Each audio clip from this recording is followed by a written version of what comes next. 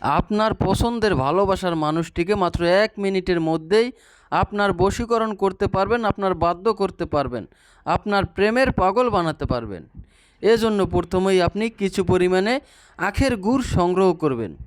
সেই গুড়ের উপর আমার দেওয়া মন্ত্রটি আপনারা 5 বার পাঠ করে 5টি ফু দিবেন।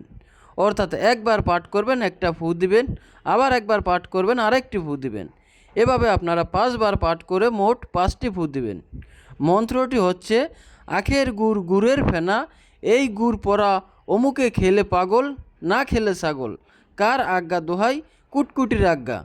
মন্ত্রের মধ্যে যে অমুকের স্থানটা আছে, আপনারা ওই অমুকের পরিবর্তে আপনার সেই ভালোবাসার কাঙ্ক্ষিত ব্যক্তির নামটি উচ্চারণ করবেন।